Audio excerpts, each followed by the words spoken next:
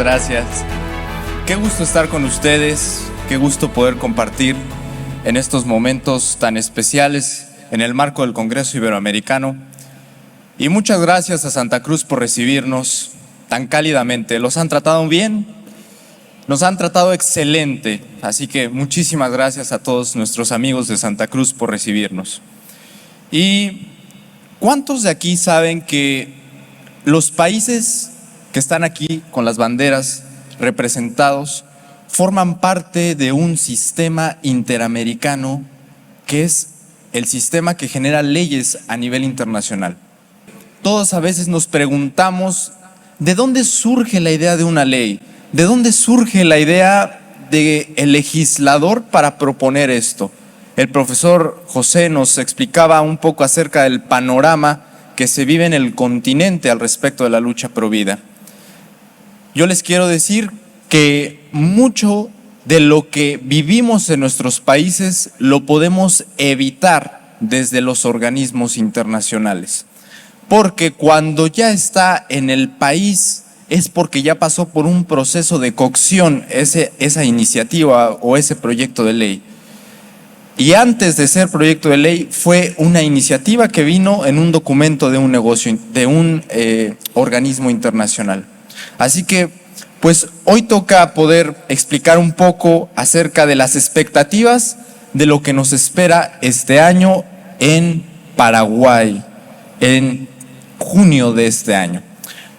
La OEA, o la Organización de Estados Americanos, es un foro que reúne a todos los países del continente americano, a excepción de Cuba, porque tienen un impedimento para participar, y de últimas Venezuela, porque no fue reconocido el representante nombrado por la Asamblea, pero de ahí en fuera, de norte a sur, y el Caribe, están representados en su totalidad todos los países.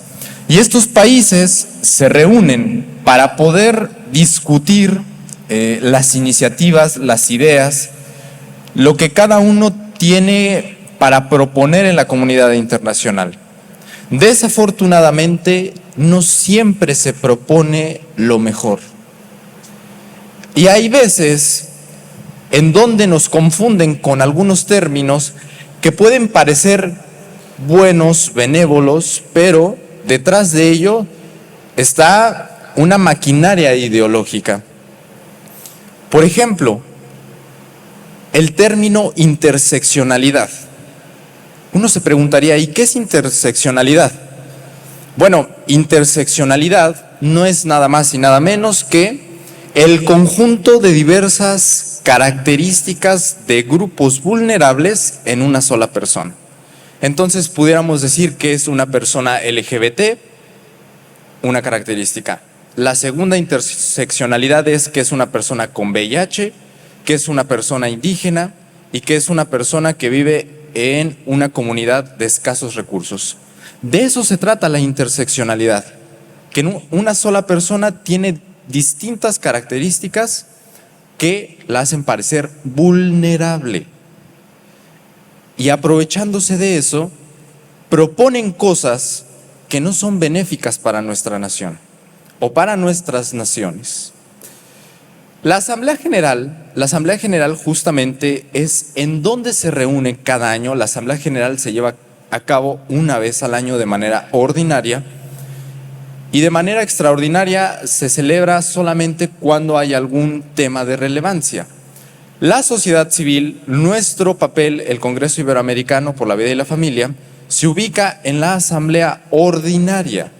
Y en la Asamblea Ordinaria tenemos una actividad que es el diálogo con los jefes de delegación, con los representantes de los países, con el secretario general, a quien nosotros les exponemos nuestras quejas, nuestras dudas, nuestras posiciones o posicionamientos respecto a los temas que se tocarán en cada asamblea.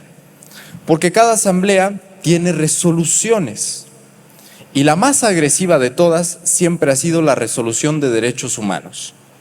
Y aprovechan cada tema de los derechos humanos para poder introducir la ideología de género. Yo no entiendo todavía ¿qué tiene que ver la democracia o el tipo de elecciones con que la población LGBT tiene dificultades de participar en eso? Yo todavía no entiendo eso. O que también hay otro término de mujeres en toda su diversidad. Y mujeres en toda su diversidad es peligroso a la máxima potencia. ¿Por qué? Porque reconocemos hasta el hombre que se autopercibe como mujer, ya como una mujer. A las mujeres ya no les llaman mujeres, ya son personas gestantes. En fin, es la destrucción de la cosmovisión del mundo para tratar de introducir algo nuevo. Lo curioso es que no hacen todo en una sola asamblea, sino que cada asamblea van dando pasos más pequeños y otro paso pequeño y otro paso pequeño y otro paso pequeño, hasta que ya cuando vemos ya está consolidado en la legislación de nuestra nación. Y bueno, ¿por qué es importante participar? Déjenme comentarles que vivimos en una organización de Estados americanos que se disfraza de democrática, pero nosotros apenas tenemos 7 años de participar en la Organización de Estados Americanos. ¿Saben cuánto llevan los grupos contrarios? Llevan más de 30 años ahí metidos, negociando, platicando con los embajadores, proponiendo resoluciones, teniendo reuniones informales para proponer los proyectos, y nosotros apenas tenemos 7 años, es decir, llevamos 25 años de diferencia en las propuestas, en las negociaciones. Pero ahorita les voy a contar algo muy interesante que nos ha estado pasando a pesar de no tener todo el tiempo que ellos tienen. También es importante porque tenemos que aprovechar estos espacios, tenemos que estar ahí haciéndoles ver a los embajadores qué es lo que está bien, qué es lo que está mal. Porque muchas veces, déjenme comentarles, que los embajadores de cada uno de nuestros países toman las decisiones sin consultar a capital, es decir, no consultan en el país la decisión que van a tomar en la OEA o en la ONU, sino que ellos en su es embajador plenipotenciario, entonces utilizando eso pueden tomar las decisiones por sí solos. Y al tomarla por sí solo, viene alguien de la comunidad LGBT y le cuenta todo el color de rosa que puede ser la propuesta, pero no le dice que abajo de esa propuesta color de rosa vienen 20 páginas de letras chiquitas que va a afectar a su nación. Nosotros cuando comenzamos en el año 2017, era un carnaval la Asamblea General, era un carnaval literalmente. La población LGBT tomando la tribuna, haciendo espectáculos y desfiguros, y cuando empezaron a notar nuestra presencia, curiosamente empezaron a regular las participaciones. Antes había un libertinaje absoluto, mientras que ahora ya hay normativas que regulan la participación. Eso no ha sido bueno, no ha sido bueno porque nos han cerrado las puertas y cada año nos ponen más restricciones. ¿Y ustedes por qué creen que nos ponen restricciones? Porque estamos avanzando de una manera desmedida. A pesar de que llevamos 25 años de desventaja, la última Asamblea General de la OEA, tumbamos todas las propuestas de la población LGBT. A pesar de llevar 25 años de atrasos, tenemos la mayoría de las vocerías. Nuestra voz es la que más se escucha en la OEA hoy en día. A pesar de que llevamos 25 años de atrasos, la última asamblea fue tomada por los grupos Pro Vida y Pro Familia. Y eso es para gloria de Dios. Y a pesar de que llevamos 25 años de atraso, nuestras resoluciones cada vez van avanzando más y un poco más y un poco más y un poco más. Cada asamblea vamos dando pasos, pero pasos agigantados. Les cuento que en el año 2021, que era una asamblea digital, que no pudimos asistir por el tema de la pandemia, creíamos todo perdido y empezamos a mandar cartas, correos, WhatsApps, todo lo que se podía hacer de manera digital. Hasta el momento que se empezó a votar la resolución de derechos humanos, Paraguay presenta una propuesta para incluir el derecho preferente de los padres para elegir el tipo de educación que han de recibir sus hijos. ¿Y saben qué? Esa propuesta prosperó. Gracias a Dios, hoy en día en la Organización de Estados Americanos y el instrumento de la Resolución de Derechos Humanos reconoce que los padres tienen el derecho a elegir el tipo de educación que han de recibir sus hijos. Y cada vez nos estamos visibilizando más. Ojo, porque ellos han utilizado muy bien el tema de las redes sociales, la visibilización. Y ustedes, cuando vayan, porque cada uno de ustedes va a ir a la asamblea de este año, primero Dios, cuando vayan se van a dar cuenta que estas personas son personas que te tratan de provocar. Se ponen frente a ti, se empiezan a burlar de ti, y ellos van en una actitud provocadora. Pero nosotros vamos en una actitud, una, de predicar el evangelio, dos, de establecer la visión de Dios en el gobierno, y tres, de hacer un retroceso en todas estas iniciativas pro ideología de género que se han dado. Obviamente tenemos que ser otra cara de la moneda que tienen que ver los embajadores. 25 años solamente estuvieron viendo una cara de la moneda, la cara LGBT.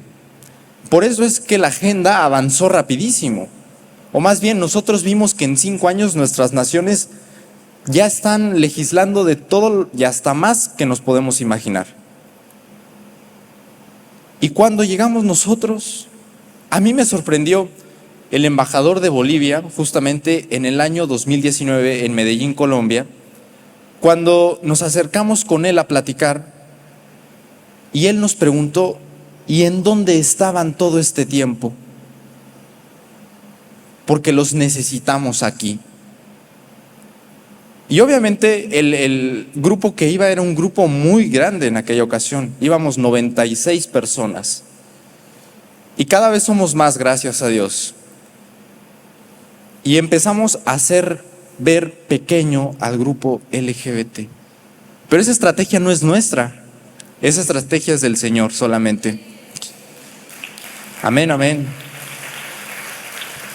Y bueno, el año pasado les cuento que terminando la Asamblea General en Washington, D.C., nos llevamos una sorpresa muy grande. Que la Asamblea General, es decir, la Asamblea de este año, se iba a llevar a cabo en un país que se llama Surinam, arriba de Venezuela. Y cuando nos comenzamos a investigar de Surinam, pues era imposible llegar a Surinam. O sea, creo que nadando nada más se puede llegar a Surinam. Y obviamente esa restricción la pusieron para que no pudiéramos llegar nosotros.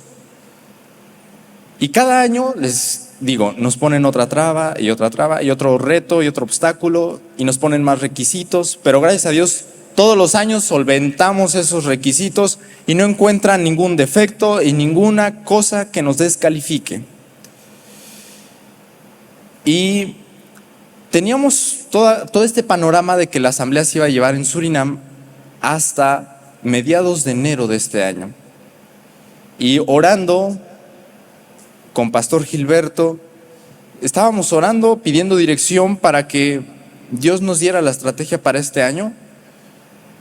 Y a los pocos días, Surinam retira la invitación para que se lleve a cabo la asamblea en su país, y Paraguay sube su invitación para que la asamblea se lleve a cabo en este año en Asunción, Paraguay.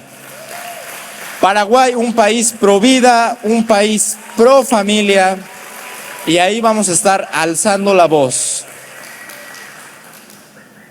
Y esto no es coincidencia, sino que está en los planes de Dios. Dios pone el querer como el hacer. Él tiene que encontrar corazones dispuestos de cada uno de nosotros para que su reino sea establecido en esta tierra. Yo hoy te invito a que te animes a ser el instrumento de Dios en la OEA. Ayer nos platicaba Joe Owen que Dios es omnipotente en sus facultades. Pero ¿por qué no nosotros también nos atrevemos a ser ese instrumento para llevar la palabra de Dios a los embajadores? Y también decirles, eso que estás votando no es lo correcto, ni para ti, ni para tu nación, ni para el continente. En Paraguay, obviamente ya decíamos que es un país pro vida y pro familia, tiene un escenario alentador. Nos están abriendo las puertas para recibirnos. Les comento que ya estamos en pláticas con el gobierno de Paraguay, organizando ya nuestra agenda alterna a la Asamblea General. Eso solo Dios lo puede hacer. Nosotros no lo podemos hacer. En las próximas semanas, Paraguay nos hará saber el lema. Cada asamblea tiene un lema. Y los lemas siempre van enfocados a la agenda de género. Nunca ha existido un lema por la vida y la familia. Y Paraguay muy seguramente va a proponer una asamblea con un lema por la vida y la familia. Otro gran logro es que el país anfitrión tiene el derecho exclusivo para proponer los temas que han de venir en la agenda. Entonces, también Paraguay va a tener prioridad en la elección de los temas de la resolución de derechos humanos. Entonces, muy seguramente no vendrá aborto, no vendrá ideología, no vendrá infancias trans, todo eso se va quitando, gracias a Dios. Y otro gran reto que tenemos es la presentación de la Carta de la Juventud Provida ante la OEA. Amén. Y tenemos 4 metas de las cuales usted ya está siendo partícipe. La primera meta es que tenemos que conseguir 100 organizaciones de la sociedad civil para poder llegar a esta asamblea fortalecidos, con un cuerpo unido. Necesitamos mantener nuestras 5 coaliciones. Tenemos 5 coaliciones en el Congreso Iberoamericano, con carácter permanente, déjenme decirles. Entonces tenemos acceso a muchas prerrogativas con el carácter permanente. Y cada una tiene líneas de acción diferentes, ¿no? Por ejemplo, mujeres, por ejemplo, niños, jóvenes, libertad religiosa con la coalición del Congreso Iberoamericano y educación, porque es un pilar en donde han tratado de implementar toda la ideología, desde la educación. Entonces, a través de estos 5 pilares, nosotros trabajamos y proponemos, hacemos una contrapropuesta a lo que viene en la resolución. Necesitamos mantener esas 5 coaliciones para tener acceso a las 5 vocerías que cada año tenemos. Y esas 5 vocerías siempre hay un joven representando al Congreso Iberoamericano. Queremos llevar a una delegación de más de 100 personas y queremos que nuestras propuestas sean tomadas en cuenta. No solamente que vayamos y demos el discurso, sino que también nuestras propuestas sean tomadas en cuenta y evitar que siga avanzando la ideología de género en la OEA. Así que te reitero la invitación para que tú te animes a ser el instrumento de Dios en la OEA. Oye, Aldo, ¿y yo qué voy a hacer a la OEA? Manos hacen falta en la OEA, porque tenemos muchísimo trabajo. Tenemos que ir a buscar embajadores, tenemos que negociar, tenemos que cabildear, tenemos que armar el evento, que el embajador de, X país está proponiendo tal cosa de última hora. Y muy seguramente tú también tienes un contacto que nos puede ayudar a llegar a ese embajador de una manera más fácil. Así que tú tienes que ser ese instrumento de Dios. Por último, quiero que pongamos aquí el formulario para que, si es de tu interés participar, escanees ese código QR, lo llenes y yo me pondré en contacto contigo para hacerte llegar los requisitos para participar este año. Generalmente siempre es que tu organización esté legalmente constituida, que cuente con un documento constituido, un acta constitutiva, una carta protocolaria, la misión de tu institución, un informe de actividades de lo que realizaste el año pasado, de enero a diciembre del año pasado, y una carta de intención, que esa carta de intención nosotros les hacemos el formato para que ustedes solamente llenen algunos datos. Así que yo te animo a que llenes ese formulario, te animes a ir a Paraguay, y no me despido porque muy seguramente te voy a ver en Paraguay. Que Dios te bendiga. Muchas gracias.